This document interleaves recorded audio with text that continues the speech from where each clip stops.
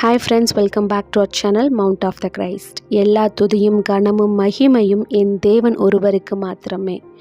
தானியேலை சிங்க குகையில் போட தேவன் அனுமதிச்சார்.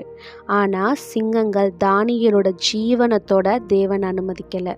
அவரை மகிமையாக அந்த சிங்க குகையில் இருந்து ஜீவனோட வெளியே வர செஞ்சார். அதே போல் பேதுருவை கடலில் மூழ்க தேவன் அனுமதிச்சார். ஆனால் அவர் ஒரே அடியாக மூழ்கி போகாதபடிக்கு தன்னோட கரத்தை கொடுத்து தேவன் பேதுருவை அந்த மூழ்கிறதுலேருந்து காப்பாற்றினார். அதே போல தான் சாத்ராக், மேஷாக், ஆபேத் நெகோவா அக்கினி சூளையில் போட தேவன் அனுமதிச்சார்.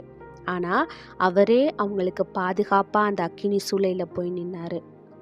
அவங்க ஜீவனோட அந்த 3 பேரும் அக்கினி சூளையிலேருந்து வெளியே வர்றப்போ அவங்க உடைகளில் புகையின் வாடை கூட இல்லாதபடிக்கு தேவன் அவங்க கூட துணையாக நின்றுருக்காரு.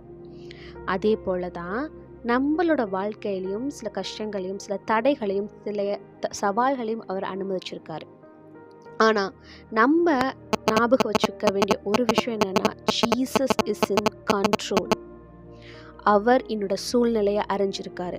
என் சூழ்நிலையை எனக்கு சாதகமாக மாற்ற என் தேவனால் கூடும். இந்த ஒரு விஷயத்த நம்ம மனசில் வச்சு நம்ம ஞாபகம் வச்சு நம்ம இதுக்கு முன்னாடி எந்த அளவு கர்த்தர் மேலே விசுவாசமாக இருந்தோமோ அதை விட அதிகமான விசுவாசத்தோடு நம்ம ஜெபம் பண்ணி கர்த்தரை ஆராதித்தோம் அப்படின்னா நம்ம வாழ்க்கையில் ஒரு மாற்றத்தை காண்போம்.